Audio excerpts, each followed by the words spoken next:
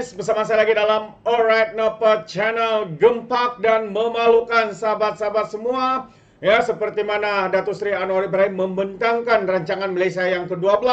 Ya, dalam sesi perbahasan kita melihat ya bagaimana pembangkang, ketua pembangkang lebay-lebay yang membelasa menyerang Datuk Seri Anwar Ibrahim. Tapi masalahnya bukan rancangan Malaysia ke-12 ini yang diserang, tapi pribadi memfitnah, membuat tuduhan kepada Datuk Seri Anwar Ibrahim. Khususnya, ya, isu yang hangat diperkatakan hari ini adalah DNAA, ya, dilepaskan tanpa dibebaskan terhadap Timbalan Perdana Menteri Zahid Hamidi. Kononnya kerajaan ini sudah reformati, kerajaan ini campur tangan dan berbagai lagi, ya, tuduhan, ya, fitnah yang dilemparkan, ya, termasuk juga MP Kota Baru daripada PAS yang mengatakan kononnya, ya, Datuk Seri Anwar Ibrahim zalim, ya, Datuk Seri Anwar menggunakan jentera kerajaan dan sebagainya. Ini antara cubaan, ya, mereka untuk memanipulasi, membina persepsi kononnya kerajaan hari ini gagal. Sedangkan hakikatnya sahabat semua, dalam sesi ini, ya, apa yang mereka bahaskan adalah bukan menjurus kepada rancangan Malaysia yang ke-12 ini, melainkan, ya, mereka berpolitik, ya, mereka membuat fitnah dan tuduhan yang melampau. Namun hari ini Pasir Gudang bangkit untuk pertahankan Perdana Menteri kita Datuk Seri Anwar Ibrahim. Jadi tanpa membuang masa, saya mau kita mendengar sendiri bagaimana, ya, MP Pasir Gudang ini yang sebelum ini kita tahu memang selalu memberikan kritikan kepada Perdana Menteri maupun kerajaan. Tapi hari ini beliau bangkit untuk mempertahankan Perdana Menteri kita. Jadi mari kita tonton video ini sahabat-sahabat semua. Bismillahirrahmanirrahim. Assalamualaikum warahmatullahi taala wabarakatuh. Timbalan yang dipertua, yang saya hormati, terima kasih kerana memberi ruang kepada Pasir Gudang untuk turut membahaskan kajian separuh penggal rancangan Malaysia ke-12. Saya ingin merujuk kepada ringkasan eksekutif dokumen kajian separuh penggal ini, muka surat 13, berkaitan dengan 17 anjakan besar serta 71 strategi dan inisiatif utama berkaitan perundangan yang berkait hal rasuah. Artinya dalam kajian separuh penggal ini ingin memperkenalkan pelan integriti berasaskan nilai murni madani. Tuan Jadi Pertua, dalam perkara pertama dalam ucapan saya ini, saya berdiri di sini untuk mempertahankan kerajaan persekutuan sekarang ini dan Perdana Menteri yang saya lihat dalam 2 hari berturut-turut beliau dalam dewan ini telah dikritik, kalau metaforanya boleh disebut dibelasah kiri dan kanan berkaitan dengan isu DNAA.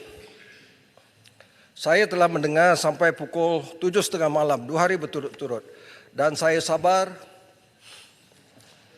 mendengar ucapan itu. Dan hari ini saya ingin mempertahankan Perdana Menteri kami. Perdana Menteri kita semua.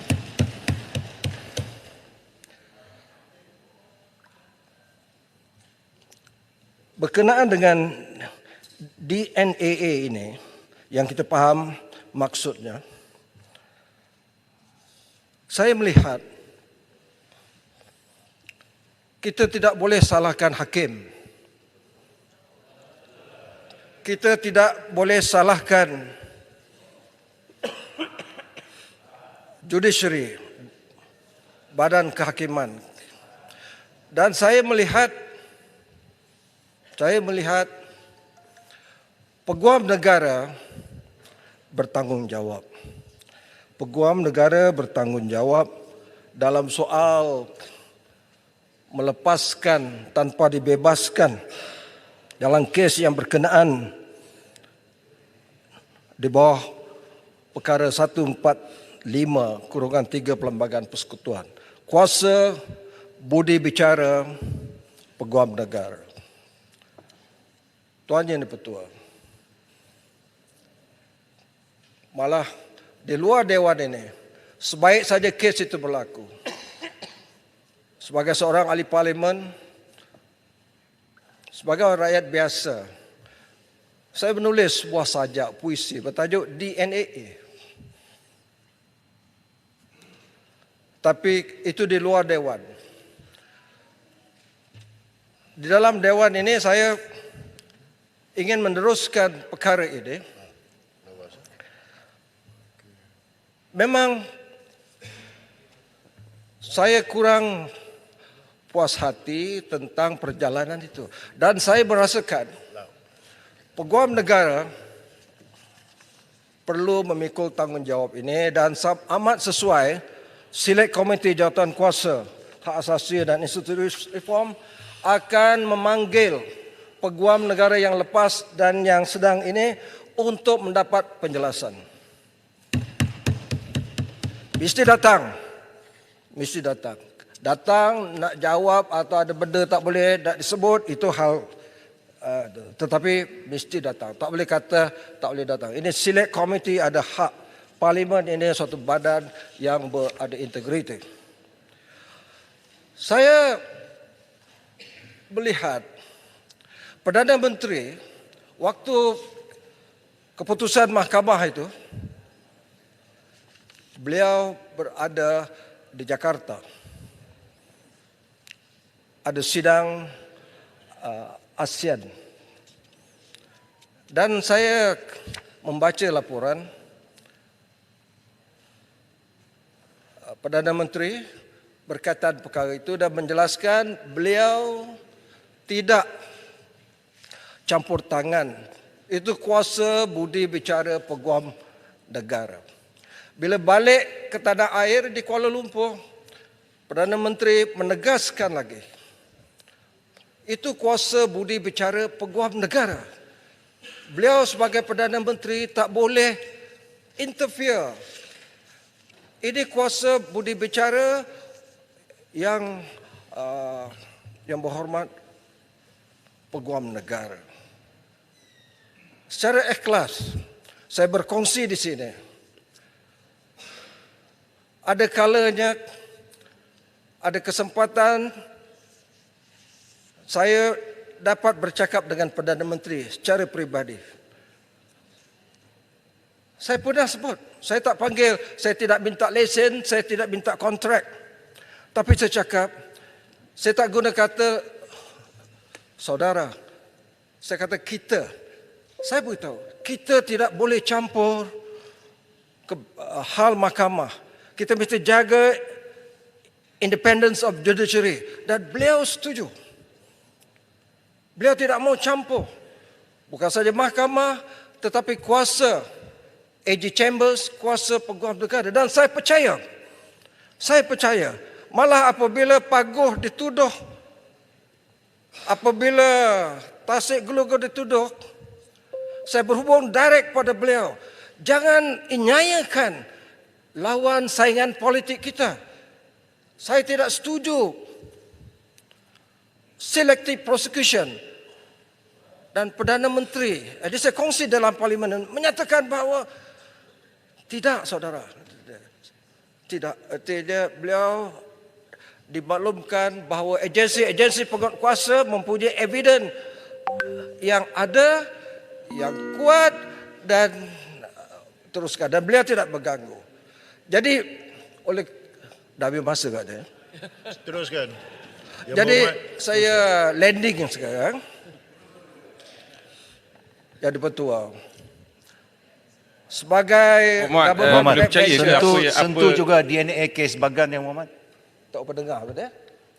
DNA kes Bagan. Boleh sentuh juga dalam ucapan yang Muhammad ya. Tuan Yang di-Pertua, saya boleh pertahankan Perdana Menteri. Tetapi sebaik-baiknya, saya mohon pada Menteri, kalau tidak masa yang terdekat ini, waktu sidang Prime Minister question time, mana ada masanya, saya minta beliau jelaskan sendiri. Kerana Pasir Gudang, apa yang dikatakan oleh Perdana Menteri itu pengakuan itu boleh percaya atau tidak? ya, apa yang dilaporkan di dalam akhbar dari segi undang-undang adalah hearsay. Apa yang dilaporkan dalam akhbar, apa yang disebut oleh Perdana Menteri itu adalah hearsay. Dengar cakap. Saya percaya apa yang beliau kata pada saya itu antara dua orang sahabat, pemimpin dengan anggota partinya. Saya ada berhak untuk percaya kepada apa yang pemimpin saya cakap. I will not throw my leaders under the bus. Saya tidak akan campak pemimpin saya di bawah bas. Saya akan pertahankan di dalam dewan ini. Tetapi untuk berlaku adil, supaya sahabat-sahabat di blok pembangkang dan kami backbenchers ini, kami nak dengar dari Perdana Menteri sendiri supaya isu DNAA ini dinoktahkan juga di Dewan ini. Sekian, terima kasih. Baik. Terima kasih. Itu dia ucapan padu ya daripada MP Pasir Gudang. Ya, walaupun mendapat sedikit gangguan ya daripada pihak pembangkang yang sudah agak kepanasan di sana. Ya, yang cuba untuk memusingkan fakta, cuba untuk membuat provokasi. Namun ya dibalun kau-kau oleh MP Pasir Gudang. Saya setuju ya dengan satu kenyataan daripada Pasir Gudang ini menyatakan bahwa Perdana Menteri harus memberi jawapan ya kepada fitnah, soalan ataupun tuduhan-tuduhan daripada pihak pembangkang ini yang tidak habis-habis memainkan sentimen, ya tidak habis-habis memainkan isu DNA, ya dilepaskan tanpa dibebaskan. Sedangkan salah seorang ya pemimpin yang mereka duduk bersama dengan mereka, kini bersama dengan PAS, juga ya adalah seorang yang dikenakan DNA, dilepaskan tanpa dibebaskan. Dan sekali lagi salah seorang juga mantan timbalan Presiden PAS juga dikenakan DNA, dilepaskan tanpa dibebaskan. Kenapa ketika mereka yang individu-individu ini dikenakan DNA, pihak-pihak pembangkang mengunci mulut, tidak menggunakan isu itu, tetapi pihak kerajaan ataupun Zaid Hamidi dilepaskan tanpa dibebaskan, mereka pula meroyan siang malam, meroyan pagi malam subuh dan tidak tahu masa makan, masa berak, masa kencing turut meroyan. Itulah yang ada dalam kepala otak mereka. Kerana apa?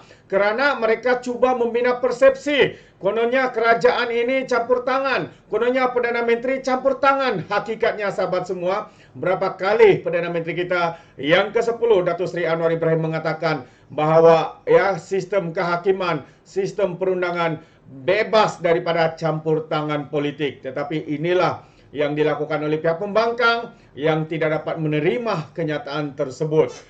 Dan saya pun tidak tahu lagi apa yang mau dikatakan dengan pembangkang ini. Memang atau kita boleh panggil sebagai pembangkang nasional, pemfitnah nasional, penyakau nasional ini, ya, apalagi pengkhianat nasional ini. Mungkin itulah yang selayaknya diberikan gelaran buat mereka, sahabat-sahabat semua. Adakah Anda bersetuju? Anda boleh berikan komen Anda dalam ruangan komen. Tapi ingat, komen dengan cara berhemah.